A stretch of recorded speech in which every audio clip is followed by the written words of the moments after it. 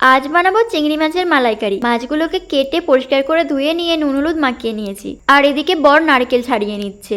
আমার না কুড়ুনি ছিল, কুড়ুনিটা আমি বাড়ি গিয়ে দিদিকে দিয়ে চলে এসেছি। খুব সুন্দর একটা কুড়ুনি কিনেছিলাম মিশো থেকে। যারা আমার ডেলি ব্লগ দেখো তারা জানবে। তবে খুব অসুবিধা হয়নি, নারকেলগুলো ছোট ছোট করে কেটে নিয়ে মিক্সার গ্রাইন্ডারে দিয়ে দিয়েছিলাম। এতে করে নারকেলটা খুব ভালোভাবে কুড়ানোও হয়ে যায় আর খুব তাড়াতাড়ি হয়ে যায়, সময়টাও কম লাগে। তারপর নারকেল থেকে তো আমি দুধ বার করে নিয়েছি আর ওদিকে মাছগুলো ভাজা হয়ে গেছে। এদিকে এলাচ আর দারচিনি ফোড়ন দিয়ে পেঁয়াজ, আদা, রসুন আর কাঁচা লঙ্কার পেস্ট খুব ভালো করে কষিয়ে নিয়েছি। তারপর নারকেলের দুধটা দিয়ে কিছুক্ষণ ফুটিয়ে নিয়ে তারপর মাছগুলো দিয়ে দিয়েছি। মাছগুলোও বেশ কিছুক্ষণ ফুটিয়ে নিয়েছি। এদিকে তো চিংড়ি মাছের মালাইকারি পুরোপুরি ভাবে রেডি। ওপর দিয়ে দিয়েছি কাঁচা লঙ্কা চেরা। ব্যাস, আমার চিংড়ি মাছের মালাইকারি তো রেডি। এবার গরম গরম ভাতের সাথে চিংড়ি মাছের মালাইকারি ব্যাস জমে গেল আজকের দিনটা। তোমাদের কার কার চিংড়ি মাছের মালাইকারি খেতে ভালো লাগে অবশ্যই কমেন্ট করে জানিও। আর ভালো লাগলে একটা লাইক করো। টাটা সবাইকে।